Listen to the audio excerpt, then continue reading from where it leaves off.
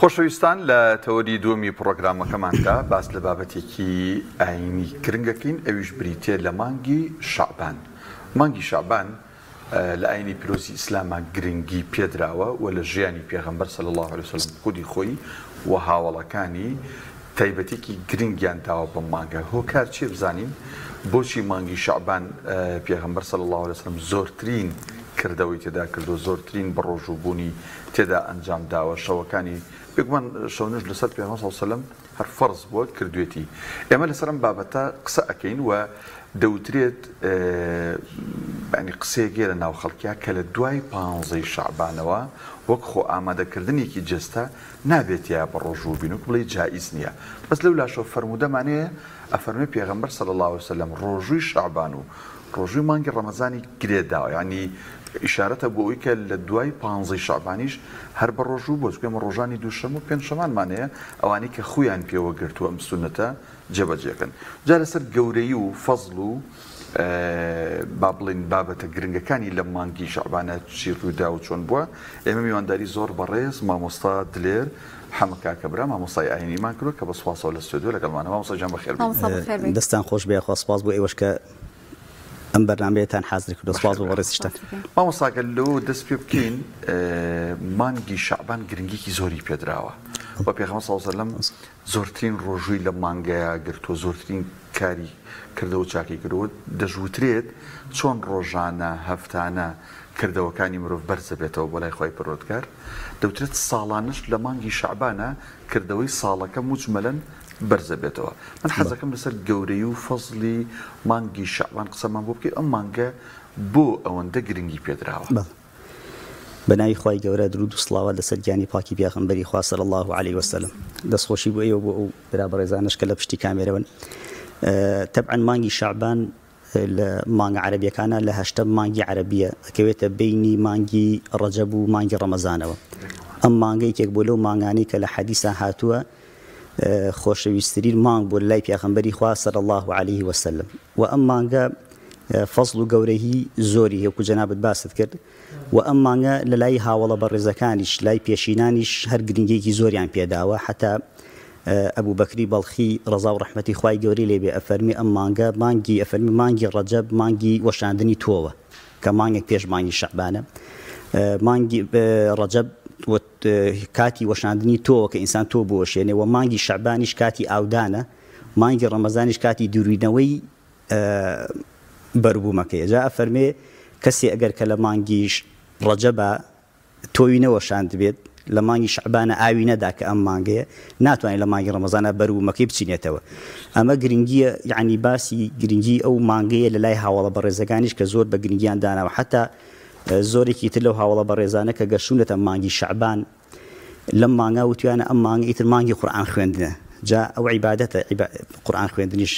هەندێکیان لەوانە کە ئەفەرمێ حتا دوکانەکانیان داخستووە و چوون بەرەو ئەوەی کە ختمی قورئان بکەن لەم مانگی پیرۆزەدا. یەکێک لەوانە کە سەلەبەی کوڕی کەهیلە یا سوهێلیشی پێ ئەوتێ کە ئەفەرمێ گەشتووە بە مانگە مانگ ئیتر پێی وتووە مانگی قورئان خوێندنە و دوکانەکانیان داخستووە و خەریکی قورئان خوێندن بوون. ئەم مانگە لە لای بەتایبەتی تیژ بەکو باسمان کرد لە لای خودی پێغەمبەری خوا صلی الله علیه وسلم گرنگێکی زۆری پێدراوە. طبعا گرنگەکەی ئەگەڕێتەوە بۆ ئەو بابەتانی کە پرسیاری لێکراوە. ئوسامەی کوڕی زەید ڕەزا و ڕەحمەتی خوای گەورەی لێبێ فەرمی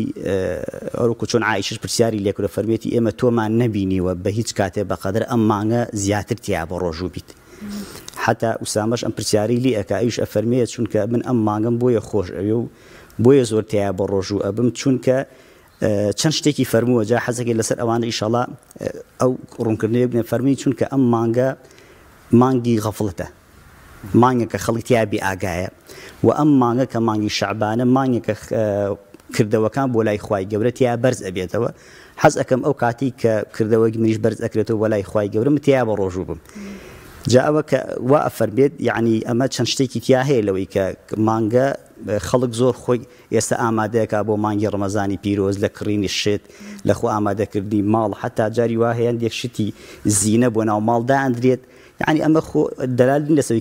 قصيم أو بيك أما ناشرية بلام لس أويك خلق مجهولة لمانجا ماني بيج رمضان بوخو آماده كني حتى خواردن يسا قد بدي ترهن دي خلق خواردن آماده أكا ومال آماده أكا شتيكي شاك أما بلام بآجان أكا لعبادة كردن بوي أو أفرمي بن حزم كردوا أم مانجا خلقتيا بآجاي وخلق وكردوا اشتيا برز أبيتوا من تيا بالرجوب بو أوي كاتيكا كردوا كان برز أبيتوا ولا يخواي جورا من لو كاتب الرجوب أما والله مي برسياري جناوتك ما مصادنا كبو جرينجا شونك تيايا كردوا برزبيتو طبعا هم كاتي كردوا برزبيتو بلا إخوائي قبلهم مانجا كي تايبترا ومانجا ك زنابي أفرمون مانجي درجاي شون ناو مانجي رمضان يعني إنسان أجب شتنا ومالك وحتى درجاك نكاتو ناتو أنا بشتنا ومالك أفرمي مانجي شعبانة بي أوتري باب رمضان يعني بي أو تريد درجاي مانجي رمضان بوي إنسان أبي تقعد لم درجة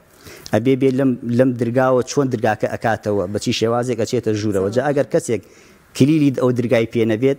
أجب شيء ناو مالك شغله شيء استفادة لو مانجي تدركايا لو مال نكات. مامسا زور سنتها كخلق لي بأجان. بل. يعني وتا إسا جرنجي بس زيزون دكرنوي أم سنتانا نادرة. بل. بقولك أم سنة جيب كين بيستا شو عبادتك شكارو كردويك باشا تياب كين لما نجا. بل. بقولك بو شهادة بك بيغمر دودي خاله سربتي. صور باش. بالتأكيد أجر لم حديثي كباس ما نكر قصية كتريتها كأفرمي أعمال تيها بس أبيتها يعني أمريكا كلا رحمي خواي جورا بوم أمة بتايبتي كاتيك أوتري أعمال جا منهم جارك قلم أجر بوتريا تنها الرجوي تيها برز أبيته ولا إخواي جورا بيوهم ما برجو بينها يا بوتريا تنها شونيش برز أبيته ولا إخواي جورا ويا شونيش ما نكر ده يا بلين بوتريا قرآن خوين بلام يكيل جواني أم حديثه وخوشي ولذتي أمانة أو أم حديثي في خبري خاصم كأفر به كردوتي أعمال يعني كردوتي برز بيته يعني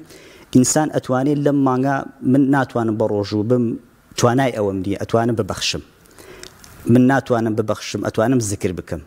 يعني أو عند عبادة هيك أعمال هيك إنسان بتواني بيكابي برولاي خواي جورب شد لو إنسان بتواني لما ناشتكي الشرعي بكاد بهول بداديان بخوانيته تشتك دروسته يعني برسيارك يعني مروف هول ندا لخو عبادتك قبل خو منيش أما كيشيتيه چونك هاد يشد براسي كيش دروسك لو كتو عبادتك بكي بتعبتي اما كاتك باسي زياده لدينا اكين زياده لعبادتها نقل الدنيا انسان للدنيا شي ذاتي كي تلقاك الرسول صلى الله عليه وسلم كردو امشتكي زور اسايه بلام او زياده كباس اكريت اويك للدين عبيد يعني توناتواني بلي من امرك ام عبادته كم باعجني كذبه بتعبتي نص شرعي لسرانات بي امشتيك او مروف اتواني كاتك لما مانغا عبادت أكا هول بادوش بكا يعني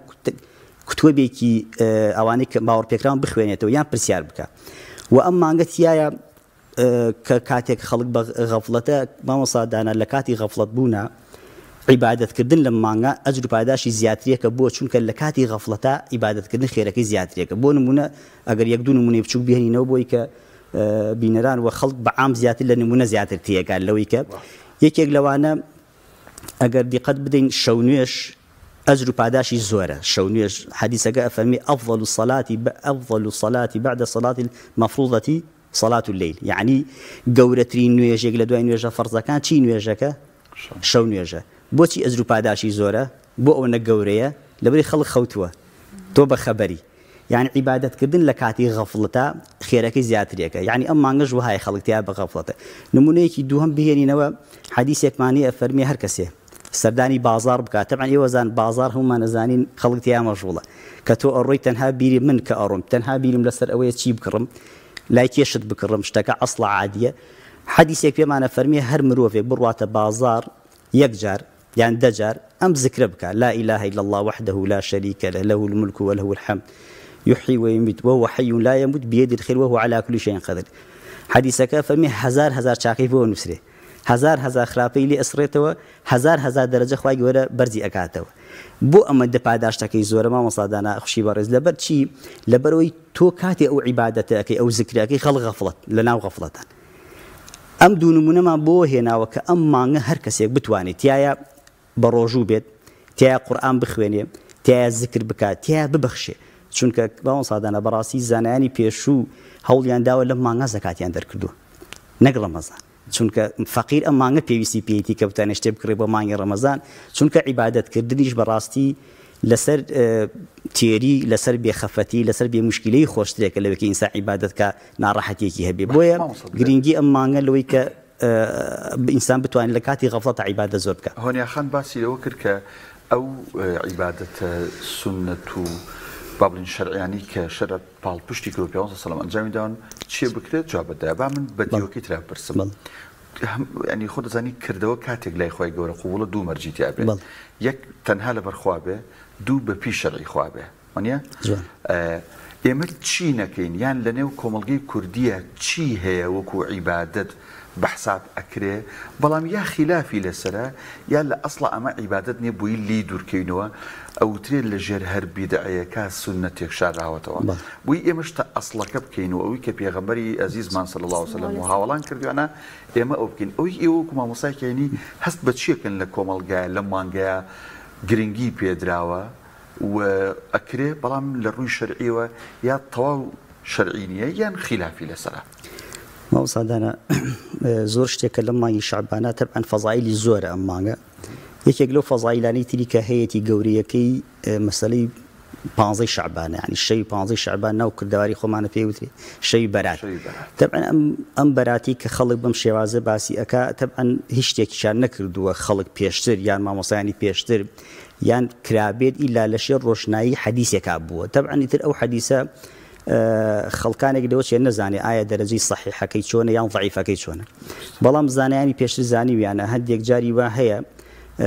حەدیثی ضعیف ئەگەر لە فەضایلی ئەعمالا بێ بۆی کە خەڵک کردەوەیەک بکە ئەگەر ضعیفیش بێت مامۆسایان باسییان کردووە بۆی خەڵک لەو کردەوەیە هەر بەردەوام بێت بیکات بەڵام شەرت و مەرجێکی هەیە باسکردنی حەدیث ضعیف و ئیشکردن بە حەدیثی ضعیف ئەوەیە کە زانا و بانخواست خۆی ئەبێ بزانێت کە ئەمە ضعیفە نەک بەدەمی پێ بزانێت لە 100% ئەمە صحیح ئەگەر وا بزانێ ئەمە کێشەکەیە ئەگەر مامۆسایەکی ئاینی یان بڵێن زانایە یان بانخوازە یان هەر کەسێکی تر هەبێ حەدیثێک باسکە بزانێت ضعیفیشە خەڵکی ئیشی پێ بک بۆی کە خێریان بکات ئەمە کێشەیەکی دیانە ئێمە بەڕوونی 15 شەعبانمان پێ ئەوترێ بەرات بۆ پێوتراوە بەراتی چونکە حەدیثمان هەیە ئەفەرمێت لەو شەوە خوای گەورە خۆی دا ئەبازێتە سەر ئاسمانی دنیا کە ئەوەی کە لایق بێ بەخۆی ئێمە نازانین خوا چۆن دا ئەبازێتە خوارەوە دا ئەبازێتە سەر ئاسمانی دنیا ئەفەرمێ خوا لە گوناهی هەموو عەبدەکانی خۆی خۆش ئەبێ دوو نەفەر نەبێ ئەمە ڕووی بەرەکەتەکەی کە ئەفەرمێ ئەو دوو نەفەرش ئەو کەسانە کە شتیان بۆ خوا بڕیارداوە و ڕق لە ناو دڵیشیان ئاهەیە جا بۆیە ئەوتری ئەم مانگە مانگی پاکبوونەوەش و ڕاستکردنەوەی دڵ و دەروونە لە بەرامبەر خوا لە بەرامبەر خەڵکیشە بۆیە پێشی وتراوە بەراتی چونکە لەو کاتە ئەعمالی بڵێن تەقدیری ژیانی خەڵکی جارێکی دەست پێ ئەکاتەوە بۆ ساڵی داهاتوو لە ژیان لە تەمەن بۆ نمونە لە ڕسق لە ئەو تەقدیرانی تریکە لەسەر بە حاڵی ژیانە دێ بۆیە زۆر جاری وا هەیە خەڵکان بیستومە زۆری بدەی تەقدیرەکان لە دوای مانگی دوی ئەم شەعبانەوە ڕوئەدا ئەوەی کە دەوڵەمەنە بێ هەیە فەقیرەکەوێ هەیە مناڵەمرێ هەندێک شتێک یا ڕووەدا کە مانگی دوو مانگی خێر و بەرەک ئەو مانگی شەعبانە نەک بڵێ مانگی دوو چونکە ئەگۆڕێ بەپێی مانگی ساڵی هیجری و ساڵی زاینی ئەگۆڕێ قسەکە لەسەر ئەوەیە کە چی بکرێت لە مانگا کە خەڵجاری وایە خەڵک بە شەرعیان داناوە ئەوەیە کە ئاهەنگگێڕان جاری وایە کراوەکە و ئاهەنگگێڕانە خۆی خودی ئەسڵی شتەکە شتێکی چاکە بەڵام ئینحرافی تیاکرێ خۆی لە خۆشەویستی جاری لە خۆشەویستی خوا ئەگەر زیادە ڕێی بکرێ هەر خراپە لە خۆشەویستی پیاغەمبەری خۆسەڵسەڵەم ئەگەر زیادە ڕێی بکرێ حرامە ئاهەنگێک ئەگەر بکرێت یعنی ئەوەندە گەورەی پێ بدرێت ئەوەندە تەقدیس بکرێت لە ئاهەنگێکە گەورەی زۆر بە گەورەی تەماشا بکرێت و شتێکی تیا بکرێت دروست نییە یعنی بۆ نمونە تۆ تەنها و تەنها کابرا شەو نوێژ ناکە تەنها شەوی 15 شەعبان تەختیسەکە بۆ شەو نوێژ تەنها ڕۆژی 15 شەعبان تەنها ئەمە باش نییە بەڵام وەکو ڕوونکردنەوە یەک مامۆستادانە ئەگەر کەسی وای جاری وا هەیە خۆی بە ڕۆژووە ینی ئەم مانگە وعدی داوە کە تیا بە ڕۆژوو بێت یان وعدی داوە دووشەمە و پێنجشەمان بە ڕۆژوو بێت یان 13 و 14 15 بۆ نمونە ئەکەوێتە ئەو مانگە یعنی ئێستا یەکێک لەو ڕۆژوانی کە پێڵسەم تیا بە ڕۆژوو بووە پێوترا ئەیام البیض ڕۆژە سپیەکان ڕۆژی 13 و 14 و 15 یعنی 15 ئەم مانگە بۆ نمونە کەسێک کە خۆی ڕاهێناوە کە بۆ ڕۆژوو بێ ئەو سێ ڕۆژە ئەکەوێتە ئەو کاتەوە یان هیچ ئیشکالێکی تیان نییە کەسێک ناتوانێت پێی بڵێت تۆ بۆچی بە ڕۆژی دروست نییە ئەو چونکە ڕاهاتوە لەسەر ئەم عیبادەت بەڵام منێک کە ڕانەهاتوم هەر بە ڕۆژوو نەبووم لەو ساڵە تەنهایم ئەو ڕۆژە ئەگرم لەبەر ئەوەی کە ئەو ڕۆژە پیرۆزە و هەر ئەو ڕۆژە بێ ئەمە ئیشکالێکی تیا هەیە بەڵام ڕاهاتن لەسەر ئەو عیبادەتە وەکو پێم وتن خەڵکیش بزانێ چونکە 15 شەعبان ئەکەوێتە ڕۆژە سپیەکانەوە کە ئەو ڕۆژانن پێغەمبەری خوا صلی الله علیه و سلم تیا بە ڕۆژوو بووە لە 13 و 14 و 15 کەسێک لەو ڕۆژا بە ڕۆژووە بێ خوای گەورە لێ قبوڵ کا کە بە تایبەتی ڕاهاتووە یان مانگی پێشتر گرتوێتی یان دووشەمە و پێنجشەمان ئەکوێتە ئەو کاتەوە بۆ نمونە ئیشکالێکی تێ یان کەسێک قەرزارە لەو کاتایگیرێت هیچ گەشتێکی دیانە زۆر گرنگە جەخت لەوەکەینەوە ئێمە سلە مانگی ڕەمەزانی پیرۆز نزیکین بەڵێ و کەسانێک هەن قەرزارن و دایکە عایشە ڕزای خۆی لێبێ فەرموویەتی ینی زۆر جار نەمتوانی وە قەرزەکانم بگرمەوە لە شەعبانانە بێت تا چەندێک گرنگە ئەو کەسێک قەرزێکی لەسەرە ئەمە بکاتە دەرفەتێک و هەم ئەو خێرە بقۆزێتەوە بۆ خۆی دەست خۆش بێ یاخوا پرسیارێکی چاکە خەڵکی زۆری جاری وهەیە ئەمە لە مزگەوتین لە دووەم ڕۆژ و سێم ڕۆژی ڕەمەزانە جارێ 15 ڕۆژی ڕەمەزانە خەڵک هاتوو دێتی ماوەسا قەرزانی چی بکەینێتم تا تازە ڕۆشتووە یعنی گرنگ وایە ئەو خۆ ئامادەکاری کە ئەکری بۆ مانگی ڕەمەزان یەکێک لە خۆ ئامادەکاریەکە ئەوەی ئایا بزانم من قەرزار نیم هەتاوەکو قەرزەکە بگرمەوە ئەمجا بێن بە واجبەکە ڕاستە بە تایبەتی ئەو کەسانی کە بەهر و هاوکارێک بێت ئێمە نازارین خەڵکێک چۆن قەرزارە قەرزاری مانگی ڕەمەزانی پێشووە خۆی ئەزانێت چەند ڕۆژ قەرزارە ئەم مانگە بە تایبەتی ئێستا کە چەند ڕۆژێکی باوە تقریبن 15 ڕۆژ زیاتر کەم ئەمان 15 ڕۆژ زیاترێکی ماوە ئەمە ئەتوانێت لەم ڕۆژانە ڕۆژەکانی خۆی قەزا بکاتەوە هەم بەخێر بۆی ئەنووسرێ هەم قەزاکەم ئەو ڕۆژە فەوتاوەشی لە کۆڵە بێتەوە چونکە دانەوەی قەرزی خوای گەورە زۆر ئەولاتێکە لە دانەوەی قەرزی خەڵکی لە حەدیثە هاتووە کە فەرمێ کەسانە وتیان ئێمە باوکمان وەفاتی کردو و ڕۆژ و قەرزارە قەزەکەی بۆ فەرمی ئەگەر پارێ قەرزا بێ نایدانەوەی خەڵکی وتی بە وتی دەی قەرزی خوا ئەولاتێکە لە قەرزی خەڵکی یعنی ئینسان ئەبێت چۆن خەم ئەخوالەوەی کە مەبلەغێک پارە قەرزارە یا تۆ بە بەرامبەرەکەی کە با قەرز دەی وەرگرتو ئەبێت زۆر زیاتر لەوە خەم بخوا کە قەرزی لای خوای گەورەی و بیداتەوە ڕاستە خوای گەورە غەفور و ڕەحیمە بەڵام بێتر پابەند بوون بە دینیشەوە ئەو کاتە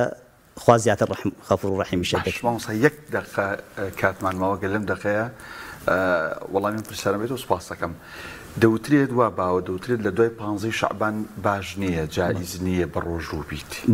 ئێمە فەرمودیەکمانەیە فەرمێ پێغەمبەر سەلام ڕۆژووی شەعبان و ڕەمەزانی گرێداوە کەواتە